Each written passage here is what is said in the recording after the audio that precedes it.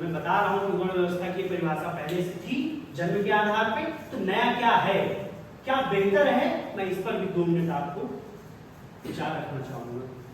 कृष्ण भगवान ने गीता में स्पष्ट रूप से कहा है, स्पष्ट, एकदम स्पष्ट। और आप श्रीमद् भगवद गीता का शंकराचार्य जी का आप जो है भाष्य पढ़िए, स्पष्ट कृष्ण भगवान ने कहा है कि हमने वर्ण को चेतना के आधार पर, ज्ञान के आधार पर और आपकी जो 3 प्रवृत्तियां हैं, 3 प्राकृतिक गुण हैं, सत रज तम, उनकी अधिकता और न्यूनता के आधार पर 4 वर्णों को जन्म दिया है।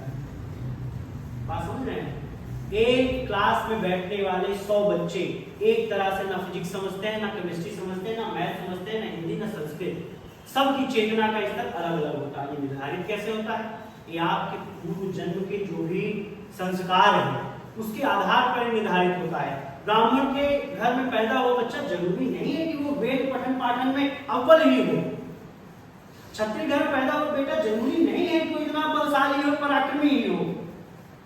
वैश्य का पैदा हुआ बेटा जरूरी नहीं है कि वो व्यापार में बहुत अव्वल ही हो।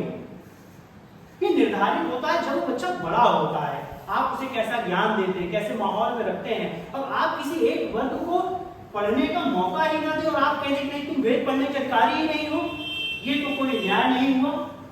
ये कहना ही सबसे बड़ी मूर्खता है।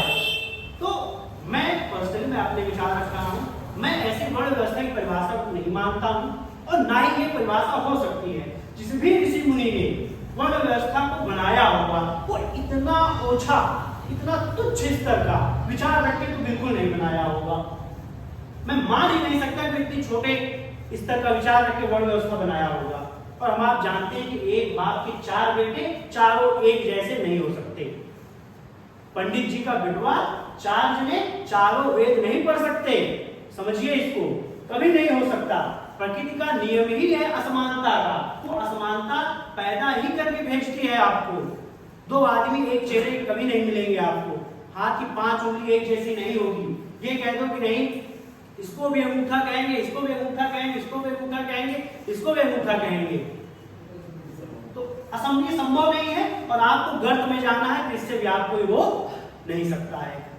ठीक, तो वर्ण व्यवस्था की नई परिभाषा हमको आपको स्थापित करनी होगी और जो बड़े बड़े महामंडलेश्वर और पीठाधीश्वर है उनको इस बात को समझना होगा, नहीं तो वही सनातन धर्म को रसातल में ले जाने के लिए जिम्मेदार होंगे।